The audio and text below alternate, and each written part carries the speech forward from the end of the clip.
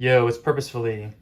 Today we're going to do a deck profile for Gecko Moria since we recently got 37th place at the Carta Magica Online Treasure Cup. That was in May of 2024 for documentation purposes, EB01 format. The deck itself, of course, is not going to be anything super interesting just because Gecko Moria kind of built itself, but there's like a couple ratios which are a little different that I don't see many other lists doing, so I figured I'd share it, and the main cool part is looking at what we got in the mail. Just bubbled out of top 32. There's only 9 rounds. This is supposed to go to 10. There was over 1,000 people in the beginning, and then people like drop off and stuff, but it just ended up being one undefeated after 9 rounds. So maybe if we won the last game, we could have a shot, but also if we lost, then maybe we wouldn't have gone top 64. So yeah, we ended what is it, X2, so can't complain. I go over all the matchups. That's like kind of the more important stuff, is the matchups and how I felt about it, some of those notes and decision making. So let's just get this part out of the way. So we got some event packs, these sleeves, which I'm slowly building an entire deck's worth of. And yeah, so 3, this cool Dawn, it's my first time seeing it. It's really reminiscent of, like, do I have it on me somewhere? The starter deck Dawn, god damn it. These Pearlescent Dawn, I guess this one is like a little cooler with like slight texturing. But anyways, I would have preferred more Nicodon, I'll say. Let's open these event packs real quick while I continue to go on about the run. Just being back at home doing an online event, it was pretty fun because I came from Montreal in person a few weeks before that, and we started off so hot. We were 3-0, and then after the lunch break, I lost my next 3 right in a row and ended up dropping from that. But we got Law and Monet so far. Can we? Oh, come on, man. I'm still looking for a Zorro. I've pulled so many of these Laws and Monets. I can't complain. They're still cool to have. And I've got the Dawn. And now let's check out that card. Take off this. Take off this tape. Let's take it out of the sleeve first, too, so we can get the full effect. Okay, it's down here. Is there any way I can do this without completely messing it up? And take it off from the bottom. Here we go. 3, 2, 1. My first time seeing in person. Boom. Very nice. It is interesting how they ended up using art that is in the game already from Romance Dawn. But it does look even cooler with this border and the stamps. I always love these like chevron holographic things. I don't really know how they came up with it, but it looks official. So really happy to have this. I wanted the top 64 for this card specifically. Like out of all the cards, I think it was my favorite, but although I guess the top 16 Big Mom was really cool as well. Any case, now let's go into the deck profile, starting off with, you know, the leader. You guys know what it does. Dawn 1, when attacking, rest 2, discard, and then revive a Thriller Bark character with a cost of 4 or less. So Sindris to get our trash. We got 4 Hogbacks, Perona, which is always extremely good, Absalom, and then the 4 Gecko Morias. I think every list is running this straight 20 card package. It just makes sense. You maximize on all the good ones. It doesn't make really much logic to lower the consistency of what the deck's trying to do. So that is for the Thriller Bark package. Then we got the 4 Surus, pretty standard for cost reduction and being an excellent 2K. 2 Helmeppos, you would love to revive this off Gecko Moria for that -3 from trash. 3 brand new. I don't think I'd want to go 4, but it is just a really nice way to get more cards into the trash, especially on your 3rd turn going first, because then you have perfect amount for leader ability plus brand new. And sometimes when you are using Gecko Moria for value, then you get to bring it back and get more cards in the trash, as well as maybe plus off it, get a 2K like this, which I decided for this tournament I wanted an extra 2K. I've been liking it, having more defense. I know a lot of people also in this slot would instead run the Thriller Bark blocker, the Cerberus. I didn't know how helpful that would be, especially if I expected a lot of Red Purple Law and Sakazuki. So just ran for more just defense, and it worked out pretty well, I'd say. 2 Kuzan. I'm so tempted to add a third one because I just realized how strong this card is. I didn't run any in Montreal, and I instead had the Hinas. And the Hinas can be an excellent tempo swing going second when you see it on time, and even towards the late game. The -4 is really massive, but the draw one plus the threat that the opponent has to remove it, and if they don't, they get punished, is just so strong. And reviving this off Gecko Moria on your 8 or 9 Dawn turn, if there's nothing like to KO or you can't KO for whatever reason, this just gets you back in the game because they're so hyper fixated on it. A lot of decks can't get rid of Kuzan and Moria at the same time. There are ways Sakazuki can do it with Stage, but this card is really, really strong. 2 Borsellino, and to compensate for less Borsellino, I wanted to run Rebecca, which seems kind of dumb if there's a lot of Red Purple Law in the format, but just getting back a 2K, that's all I've been using it for. So I think this is like the one interesting part of my deck list, really. I've seen so much more rise in popularity with the Rebecca Hina Lucci package inside Moria, and I do think Hina is really strong. I'm debating if I want to put it back in or not. I just would have to find the space. But I still think there's value just running Rebecca raw just to get a 2K back, and putting in multiple blockers against Red Purple Law. Even just having this out with 0 attack, it seems stupid, but towards the end of the game when it's a simplified board state and they don't have a lot of Dawn to work with, then they swing very inefficiently where like they have to remove it first before swinging, and that way they're already like, 3 Dawn out, or they have to, swing with Dawn attached and then you get the block anyway. So it's more awkward than you would think. And again, Sakazuki, just being 4 cost, it doesn't matter that 0 power. It's just a really strong utility card that I like as the 2 of. 3 Lucci, the perfect ratio, and then 3 Sabo. So if I wanted to fit in like Hines, I'd probably go down on the Sabo and down on maybe like one of the 2Ks, but Sabo is still extremely powerful, but less so now with the prevalence of Red Purple Law. And Sakazuki can always remove this, although there are cases where you stick this at the right time in the game, then it's really going to nullify your Sakazuki opponent. So overall, just great card for the cycle as well, if you need more counter and you're just fishing for some 2Ks. And then the 4 event package. I love this alt art from the new collection. Yeah, these events are pretty standard. I guess you could also swap out like an Ice Age if you wanted to put in more Hinas, but just the 4 events, it feels really nice. This deck just is very consistent, which is why it does so well, these big events.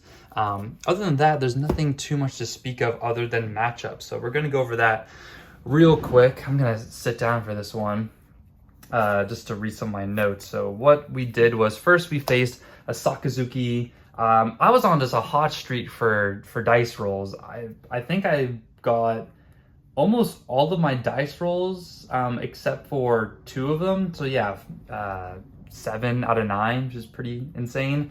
I just did the strategy of, hey, can you roll for me? I'm going to call evens, and I just kept winning on evens. It was really nice to pick.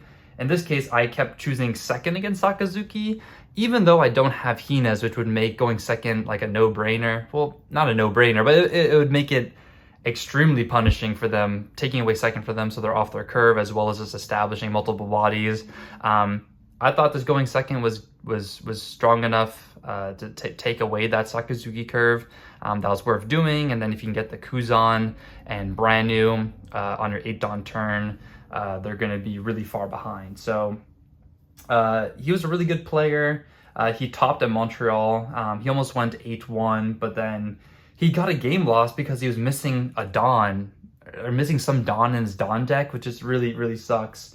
So in the beginning, my strategy also was not letting them get those free attacks in, so I would pop their brand new really early. As long as I had like the Sindri to fill up my graveyard, then pop their brand new when they play it on their second turn, and they were just really far behind and putting in pressure. And before that, I was just having a really big grip of cards in hand and never really felt threatened. So sometimes you just draw the Moria on time too. So I will say I did get a little lucky because I got one Moria on like my top of my life, like my third life, and then I drew another Moria for turn. So having the confidence to place the first one and backing it up with the second one is just extremely powerful. This one against Red Purple Law, we did win the dice roll as well. He lost way too much Dawn to ever really threaten my life. I was always trying to save my life above 3 so then Kid and Killer wouldn't get maximum value.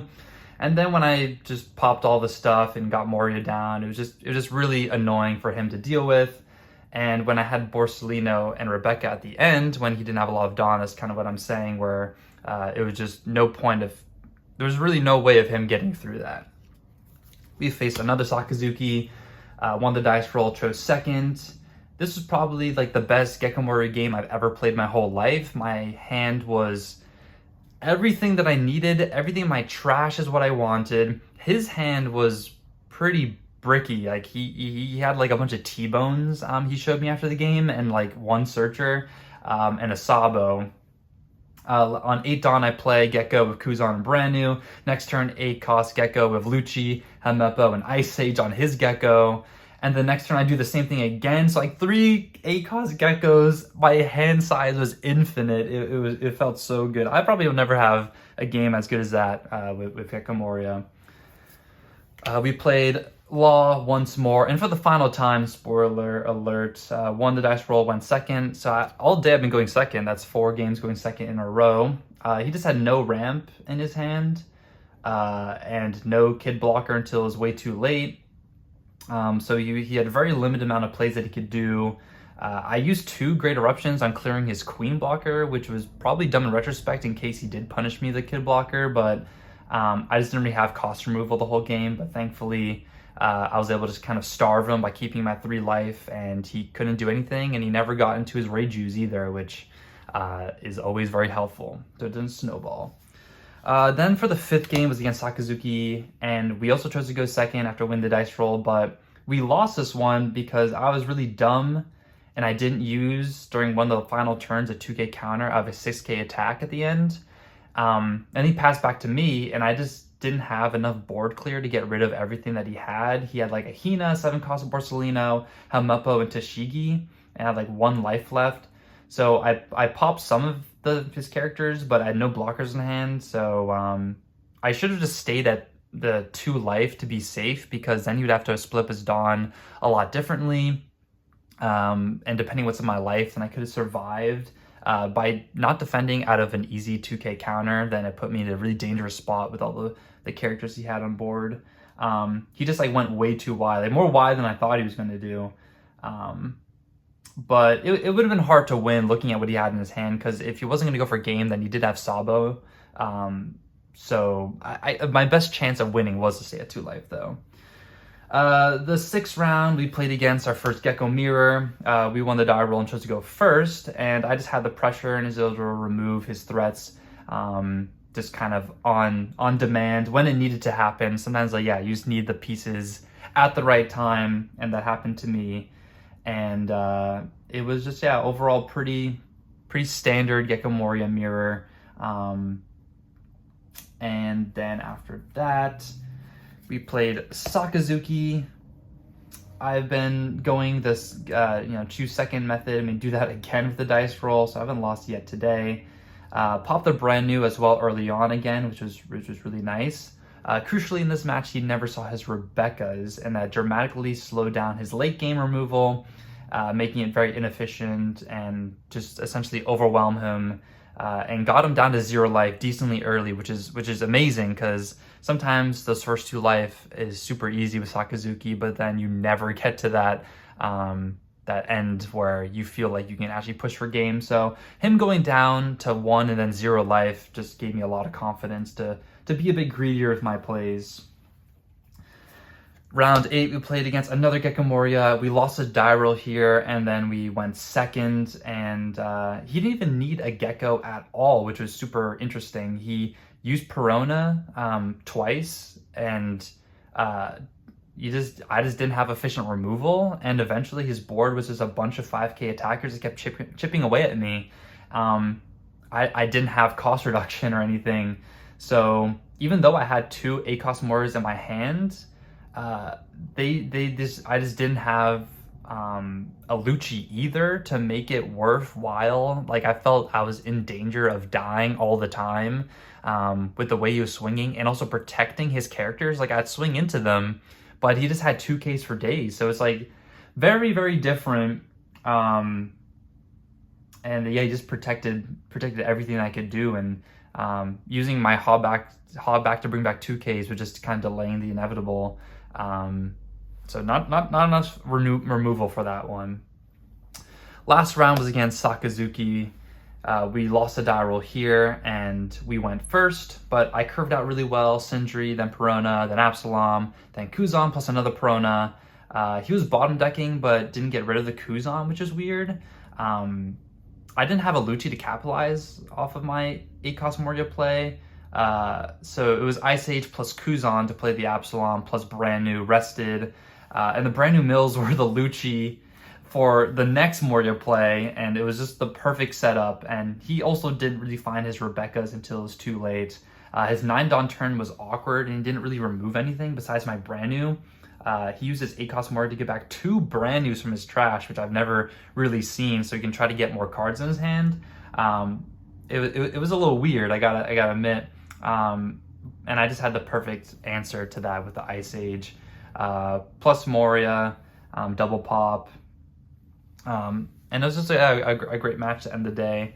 Overall, yeah, everyone I faced, they were extremely nice. Shout out to Daniel. He was the second Red Purple Law player I think I faced. He DM'd me afterwards and said that he watches my videos, so shout out to you. And I want to also shout out my locals, the Wizard Duel and the Sorcerer's Inn, because that's usually where I play most of my games, and they're probably sick of me playing Moria at this point. So you know, we at least got a result that was worth our efforts, and just really happy to get one, like, yeah, kind of a top.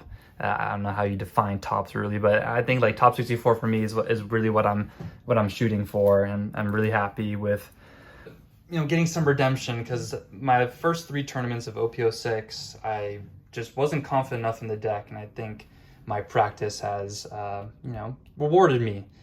Any case, enough. That was all in one take, so hopefully it sounded coherent, but yeah.